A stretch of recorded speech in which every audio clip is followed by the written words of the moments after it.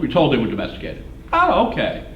So, you have inferred from these facts, right, that they were never in the wild, and it would be extremely difficult to get over those mountains. You have inferred to your conclusion that they probably came by boat. Yes? Talk to me? Right. Yeah. Okay. Haven't you assumed that travel by boat would not impossible?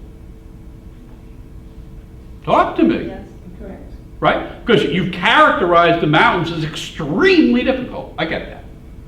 But impossible is worse than extremely difficult, isn't it? So doesn't it follow that you have assumed to draw this conclusion that it was somewhat more achievable to get there by boat than through those mountains? True. That's the answer. But you left out the hairless dogs. I'm sorry? It seems that it's left out the hairless dogs, and it has nothing to do with the hairless dogs at the end of it. Oh, no. Well, no. It's got how you got there, not that you didn't have hair. Hairless dogs, right? Okay. So that's what I'm looking for. And, you know, I'll go down. I'll be happy to go over anything. But you get that when you get down to E says, centuries ago, it was easier to travel by boat between western Mexico and coastal Peru than to travel over an overland route. Does that make sense? Talk to me. After you explain it, yes. Yeah. Well, yeah. Yeah, and that's what does, yes, Silas, and again, this is not a test, at least for me, where it's about tricks and shortcuts. It's just not. It's about a test measuring, do you really have the capacity to be a lawyer? And nobody gets it. Well, that's not fair. Very few people get it. What's wrong with A? It doesn't talk about boats. And it also says anywhere. Except. I chose A too. I should Yeah. see it. Oh, But, yeah, because they're not. all right, wait, Lamar, hang on. Come up to the bar. Come on, no, wait, Lamar. Take a deep, Lamar. I know, we're not talking about Bert, right? Lamar. I live to explain. Sometimes I do it well, sometimes I suck at it, but I live to do it. So I'm going to be delighted to reach whatever issue you want to reach. But my explanation will fall on deaf ears unless and until you understand why the credited answer choice is the credited answer choice. So I want you to get a little deep breath. All right, now let's go back to E, and I want this E make sense. So based on the analysis we did together, right? It does make sense, I just. I don't want a preposition. Okay. No buts. All right? You say, yes, it does make sense. Yes, it does. All right. So, and E says, for all we did, right, was say, well, what did you give us? You introduced hairless dogs. You told us they were in Peru and Mexico. Yes? That was a fact. Yeah. You gave us a second fact. And you said, they weren't, I mean, you didn't use the word, but you said they weren't in the wild, so therefore they were domesticated. They weren't in the wild. And it's really mountainous in between those two countries. And then you continued that fact by then saying, and it'd be let me get the exact language, extremely difficult. So a regular person reads extremely difficult and dismisses that it happens. You with me? Because things that are extremely difficult almost never happen. Yes? So a regular person reads that and says, well, it never happened. But that's not what it said. It said extremely difficult, right? So when the author wrote extremely difficult, he or she left open the door for an assumption, which is that it was not impossible, right, to get there by boat. Because it may have been impossible to get there by boat. And that's where E goes. That's, again, they stay with centuries ago. We're not talking about today, centuries ago. That it reflects the text.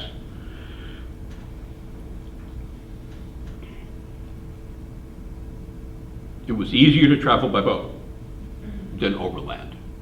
Okay, now, yes? Are you hugging E? I'm going to look at whatever you want me to look at, but it's going to make more sense if you hug D. Yeah, I do hug D, but, I mean E, but. All right, now, you're directing me for Caligula? No, I just want you to explain why A doesn't work. A, yeah. A for Augustus, the noble Augustus, preceded Caligula by 2 emperors. The truly useless knowledge area. A says, hairless dogs have never been found anywhere except in the regions of western Mexico and coastal Peru. And you're gonna say the word never. Oh, no, but you missed, I think, you missed the conclusion. The assumption has to validate the conclusion. I think we kind of opened the class on how important it is to pick up the role in the argument. Again, this can take time. And it takes time because you really are learning how, I think, I mean, who am I? I really do think you're learning how to learn, the way lawyers have to learn. And an assumption has to implicate the conclusion. So you got to go back and say, well, what was the conclusion of this argument? And the conclusion of this argument is that the dogs must have been transported from one of these regions to the other by boat. That's the conclusion. That's the heart. You with me? Everything else is an artery. Your evidence are arteries, and if the evidence is well constructed, the heart will be well fed with blood. But this is about the conclusion being you got there, probably got there by boat. And A says nothing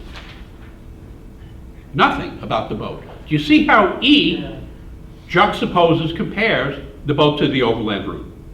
And A is silent on it. So what I might do is think about concentrating more on the role in the argument of these sentences. And again, they really only do one of two things. They're either evidence or it's the argument's conclusion. And I think it would help to break it down more. I think it would help to say, let me break this down and let me see it. So basically, an assumption is drawing the line between the evidence and the conclusion. Well, I'm not good with drawing the line. I don't exactly know what that means. What I see is this.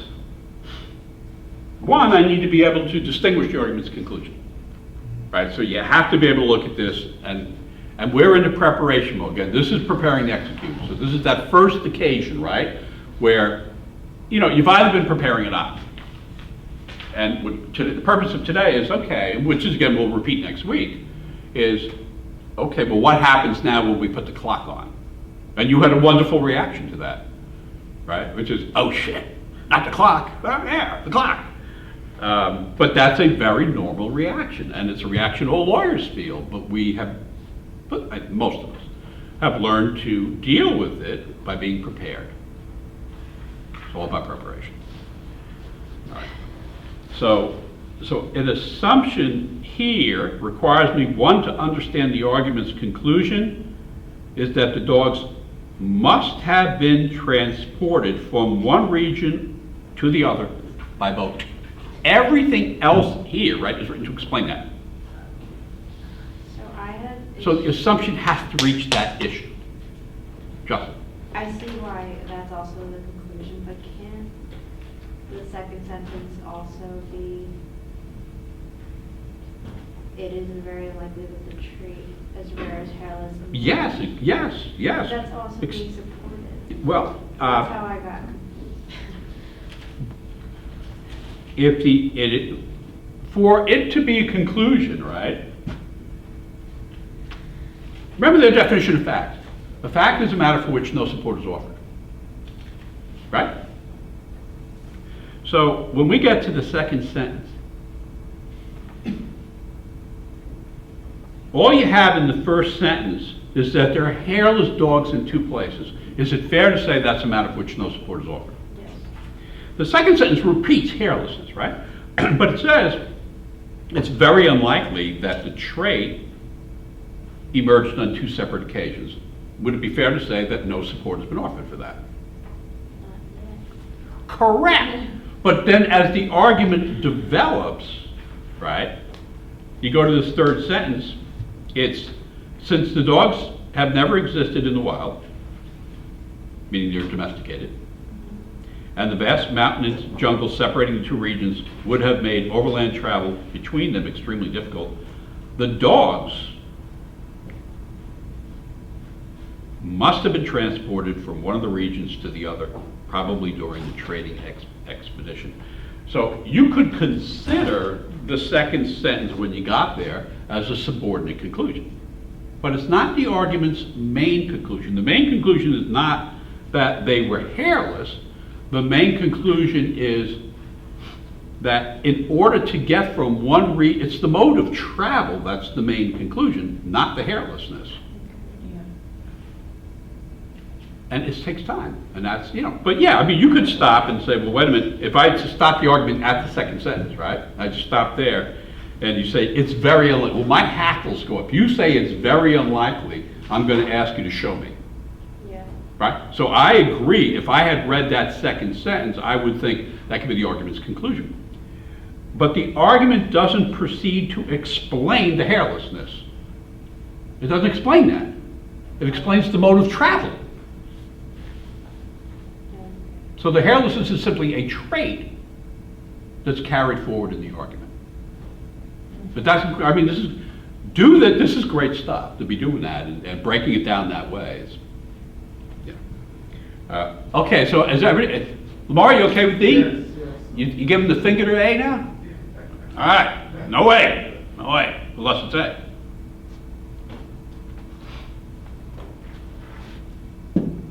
$197, number 20.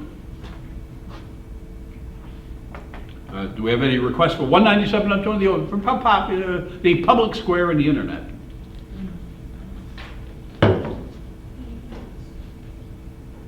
Yes, no? I need a yes if I go forward. No? Yes. All right. Which one of the following assumption required by the argument? Again, just read it textually. Change the way you read. The public square was an important tool of democracy in the days past because it provided a forum for disparate citizens to discuss the important issues of the day. You're simply informing me why the public square was an important tool of democracy. And that is because it informed the disparate, many different types of citizens, the important issues of the day. But now we're talking about today. Second sentence. Today, a person with internet access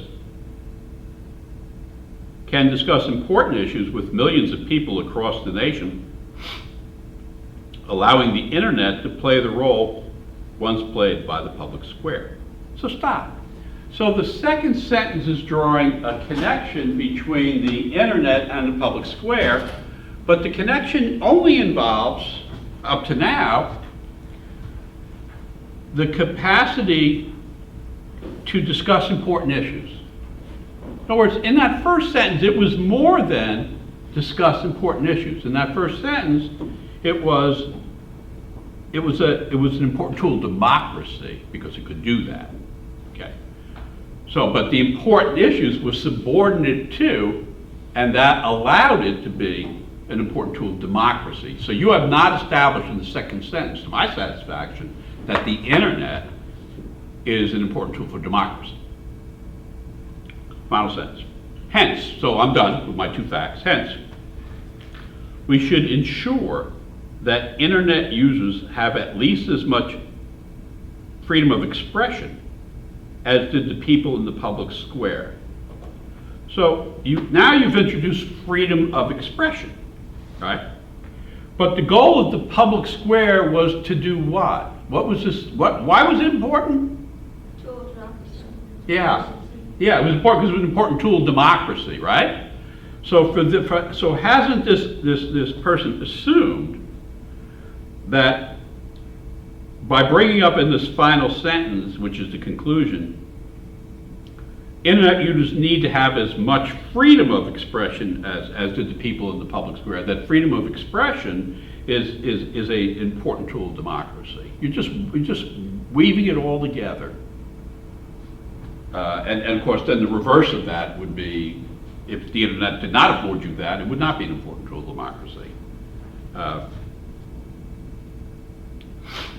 So A, people speaking in the public square of days past had complete freedom of expression. Just there's no way if you had done analysis, you'd land on A. B, all citizens had the same, how could you pick B if you had really done analysis? I mean, part of this is, it's not that, in every question, you're gonna see the answer choice and say, that puppy's barking. With me, I know that puppy, it's barking at me. Could you possibly have performed analysis and chosen A or B? And I just don't think you could have. C, a public forum can lose effectiveness as a tool of democracy if participants cannot discuss issues freely. And that is what's raised in that final conclusion, right? That's what's, so let me keep reading, but yeah, that's gonna be the answer. D, the internet is more often used, I mean, how could you pick, it shocks the conscience. D, it's used more often, who cares? E, other than the internet, well, I really don't care about other than the internet, I care about the internet. Other than the internet, no other public forum is important. I mean, so for me, you look at something like number 20, I think it's obscure. I certainly don't think it's straightforward. But it's sort of like, the rest of it is crap. For me, A, B, D, and E, if you perform the analysis, it's just not where you're going to come out. You've got to be looking for a connection between the language of the conclusion, right? The language of the conclusion is that we need as much freedom of expression on the internet as we had in the public forum, right? That is seminal to solving this. And then what did you have in the public forum? A tool of democracy. You had the ability to speak. So, it's not about having your conclusion so well defined that the writer's words reflected 100%. No. But boy, does it allow you to avoid answer choices that are not serious consideration. Don't afford it. Are we okay on number 20? Yeah?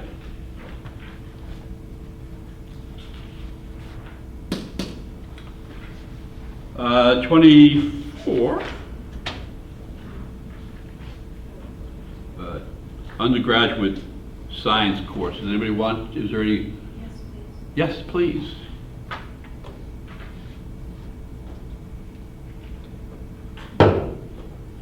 Which one finds the assumption that the argument requires? Look at the language. Just look at the language. Change the way you read. Many introductory undergraduate science courses are intended to be proving grounds. Okay. That is, now we have a definition, that is, they're designed to be so demanding that only those students most committed to being science majors will receive passing grades in these courses. Stop. So something is designed a certain way, right? And the introductory undergraduate science course, according to this professor, is designed to be so demanding that only the most committed students will pass. Got it? So I'm drilling down on only the most committed students will pass. And you're giving me that as a fact. Next sentence. However, studies show that some of the students in these very demanding introductory courses who are least enthusiastic about science receive passing grades in these courses. Stop.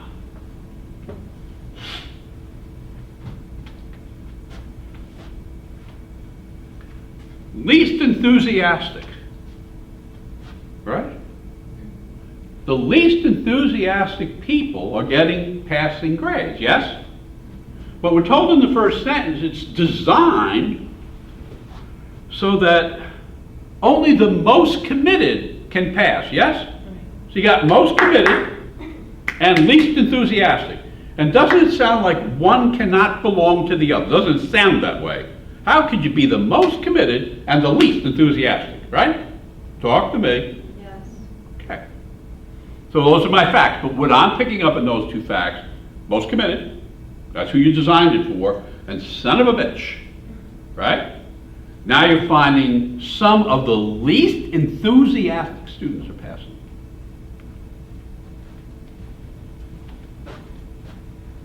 One fact, two facts, you're done. Now we're going to go to a conclusion, which I'm going to support. Hence, which means therefore, thus, hence, designing introductory science courses to serve as proving grounds has not served its intended purpose. This is all about the one term in the first sentence and the one term in the second sentence. For that conclusion to be valid, right? We've not designed it. Haven't we concluded we've not designed it because of what we learned in the second sentence?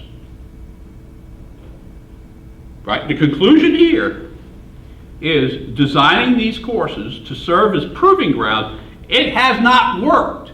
Isn't that based on the information you were given in the second sentence? Aren't you saying it didn't work because least enthusiastic students are passing? Talk to me. Come on, come on. Yes. Haven't you therefore assumed that there can be no member of the group who's least enthusiastic who also is most committed? Do you see it? Yes. Have I told you nobody cares what you think? Yes. Right? So you're coming in with real life stuff and you're saying to yourself, nobody could be the member of both groups, right? But you're bringing in stuff that's not in this test. For this to be a valid conclusion, do you all agree that it cannot be the case that somebody who, using their language, is I'm the least enthusiastic student in that room, right? But what if I was one of the most committed students in that room? Wouldn't that then say this conclusion now no longer works? The conclusion is you got to throw it out, right? You got to throw it out because it's not achieving its intended purpose. The benefit, the support for that position is there are people who are the least enthusiastic who are getting passing grades. So haven't you assumed that the least enthusiastic students are not among the most committed students? Talk to me, come on. Yes. And doesn't that defy common sense? Yes. Get over it. You with me? You want to be lawyers, right? So actually, there's plenty of sense out there that's uncommon. Now I'm ready. And we'll just go down for the sake of time here. Look at that analysis and think about, could you do that? And will this briefing help? Would it help you, right, to sit down, type out that whole bloody thing, identify the role of the argument of each sentence, and sit there while you have the time and no pressure, and try to understand how the writer got to where the writer got, and you'll go to law school. So it's D. The assumption here is that none of the students in the very demanding introductory science courses who are least enthusiastic about science are among the students most committed to being science majors. How clear is that? Yes? Is there Don't start causing trouble now. No, it's something different. What do you got, Lamar? Is there a pattern here? Because this is my third time seeing an answer choice like this one. Even when you did the X's on the board, Yeah. that the answer choice is none of one group can be in the other group. Yeah. So Sure. it is a pattern. Well, it depends what the word pattern means, but that is a wonderful observation that you can test for assumptions in a lot of different ways, Mark.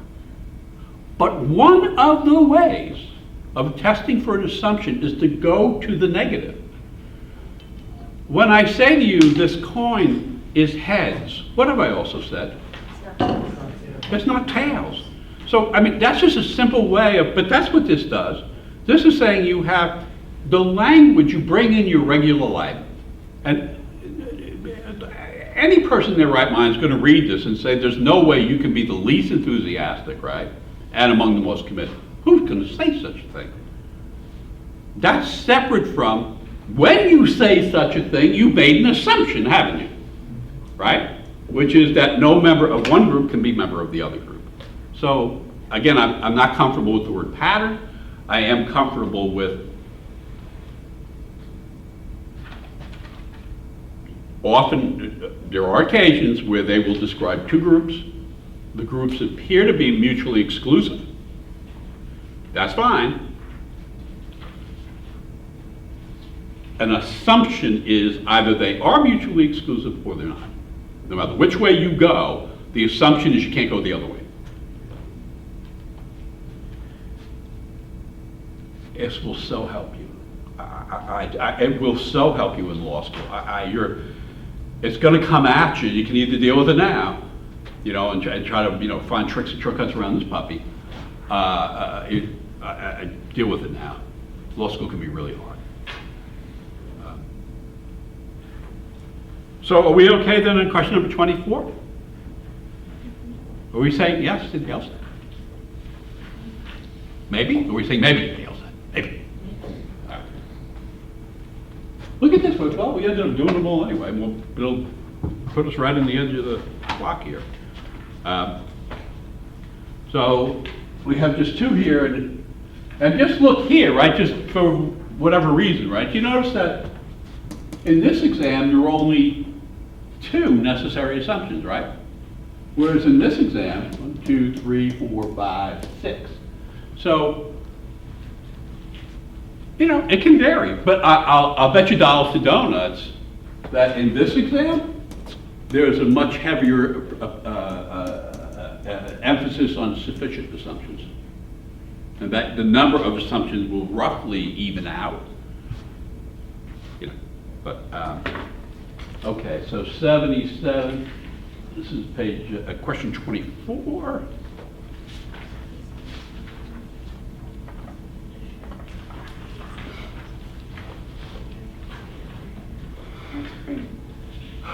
Well, given the time and given there are just two questions left, I'll do the two without even inquiring.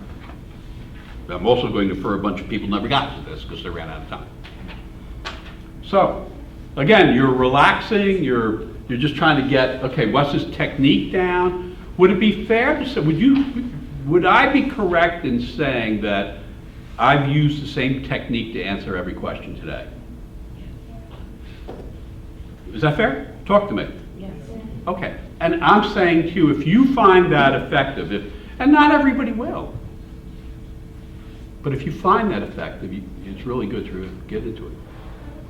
I inferred that because you went like this, so I inferred. I could be stretching. No, you could be, but I think Alyssa has a question. I do. What's your question? So these are sufficient assumptions? I mean, No, these are necessary assumptions. So what is sufficient Oh, it'd be- look like? Would it be to justify? No. Growl. No. A sufficient assumption is going to say, it's going to have the word assume or assumption, but it's going to be accompanied by what logically can be inferred or what can properly be inferred, or logically be concluded or properly be concluded. And the difference is the sufficient assumption completes the argument. It is now a statement that must be true. None of these statements must be true. Okay, so let's look here at 24 in section 2, which is what, exam 77. Which one of the following is assumption of which the argument? So again, listen, when we're dealing with necessary assumptions, every question that we've dealt with today has had the word assume or assumption in it, and it's been accompanied by the word requires, or necessary, or depends. And that's it. If it just has the word assume and it's unaccompanied by another word, that's a necessary assumption. And there are only two types. So if this language is missing but the word assumption appears, then it's sufficient assumption unless it's connected to another issue. But they may have a principle and an assumption. So sufficient must be true. And then Sufficient must be true. Necessary. Necessary, all you're doing, again, necessary. If you were doing a jigsaw puzzle, would it be fair to say that in order to fully complete the puzzle, if it's a 500-piece puzzle, wouldn't the designer have had a place for piece 368? Because it wouldn't be random, right? So when you designed it, you'd have a place for number 368. So number 368 is necessary for the completion of that puzzle. But its mere presence doesn't complete the puzzle, right? So a necessary assumption is, I would say, well, yes, you need to have 368. It's got to be there, right? But the mere fact that you have it doesn't mean we have a completed puzzle. A completed puzzle would be that last piece. Okay, so 24. Again, I'm going to read this textually. And again, as you read it, is it approachable? If it's not, if my first 4 words are aesthetics and valueless, do you get, I'm out of there?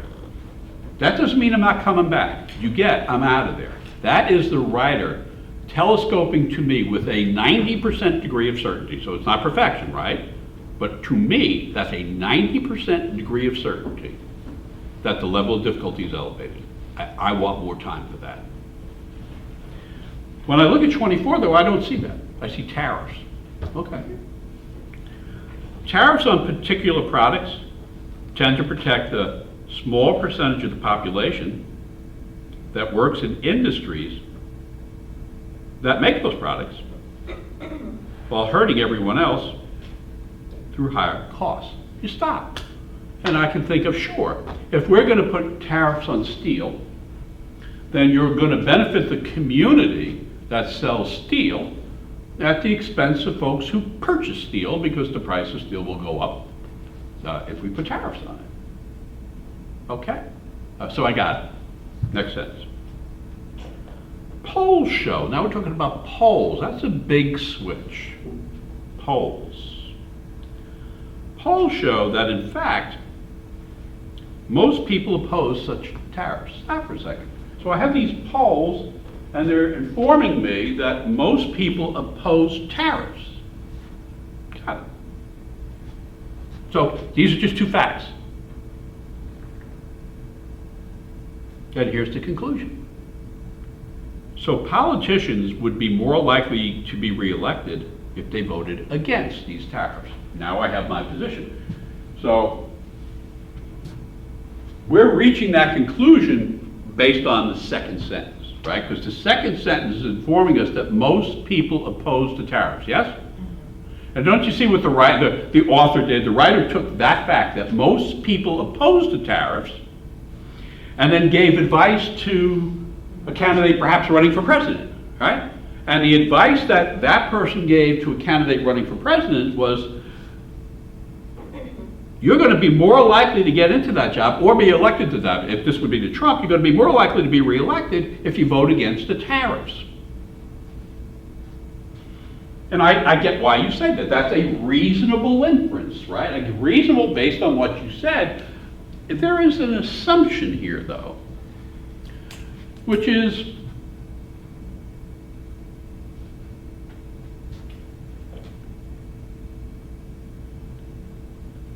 doesn't the second sentence tell us that most people have a position?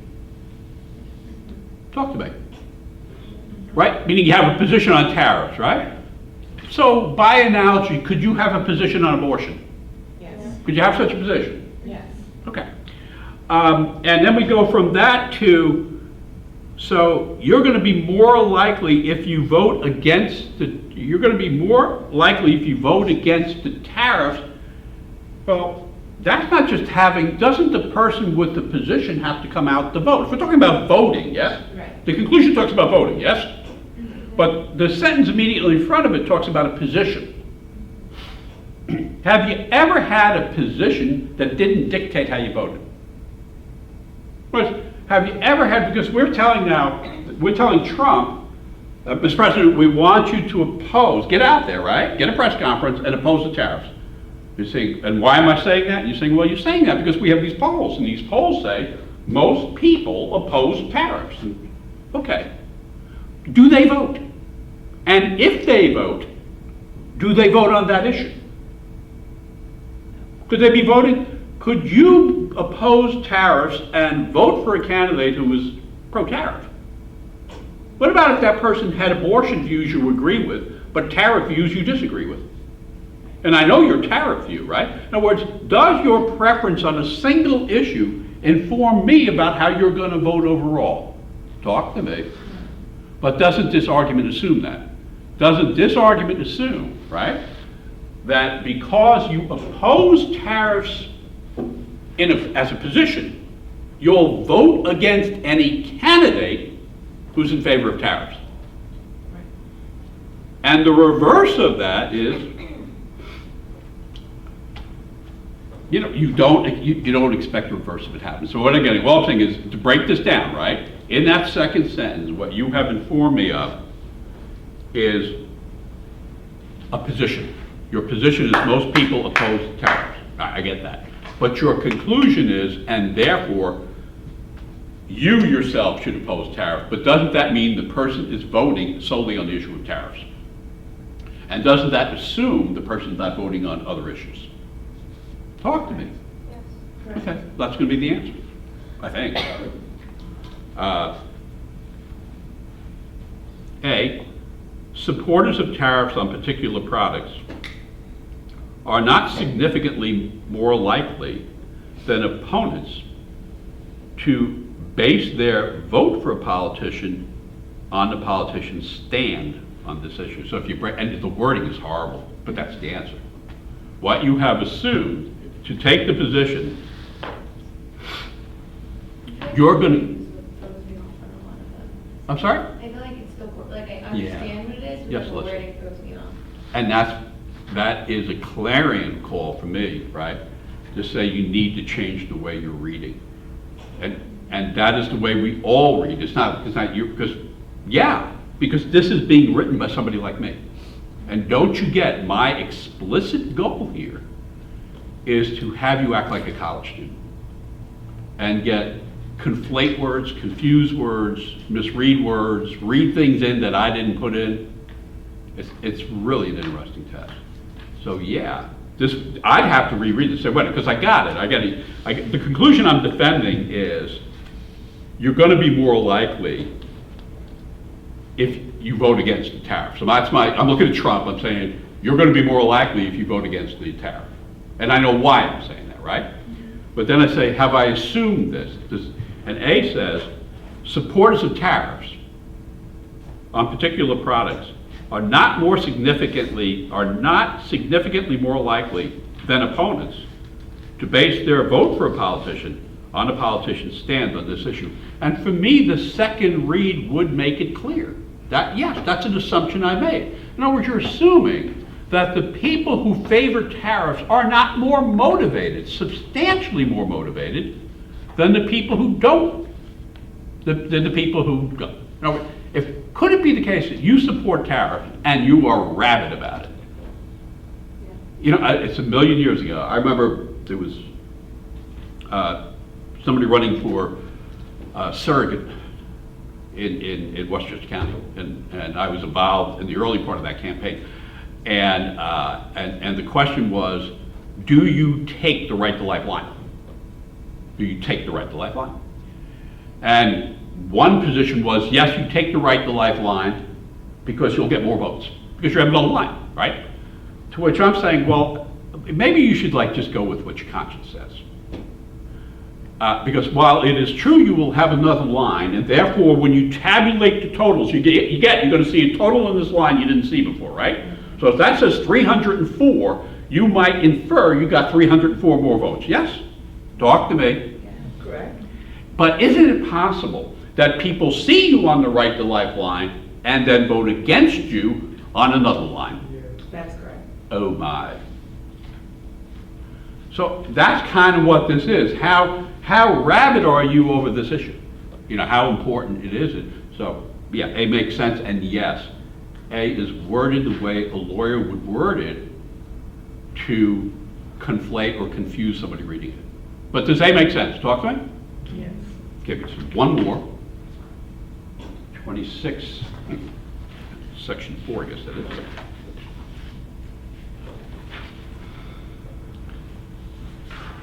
Okay, what you find is an assumption. Again, I'm changing the way I read. I'm now aware of how I read. I have here, all ocean-going ships carry seawater ballast tanks whose weight improves stability. Stop. Okay, I don't know anything about ballast tanks or seawater. Okay, it improves stability. You carry it.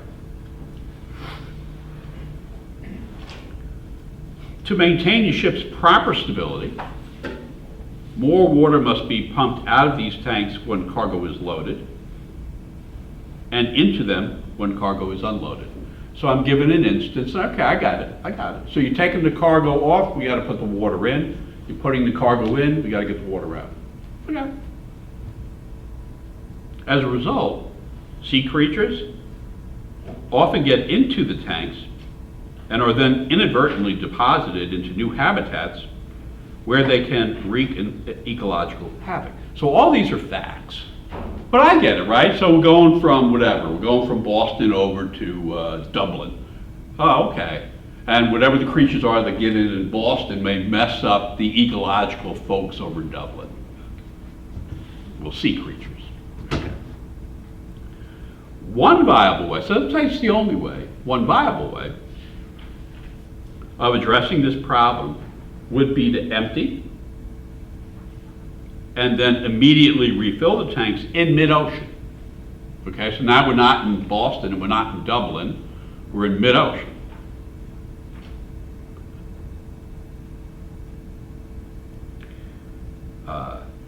Since mid-ocean creatures and coastal creatures usually cannot survive in one another's habitat. Yeah, I get that, right? So then you're staying out in the middle of the Atlantic, right?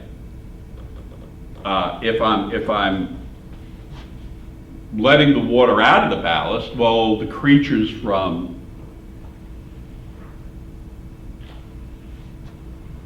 Boston aren't going to survive. And then when I'm putting water back in, which will be the creatures from mid-ocean, right? When we get to Dublin, they're not going to survive. I get that. So that's one possible, and okay. So in terms of what have you assumed, that's a pretty strong argument.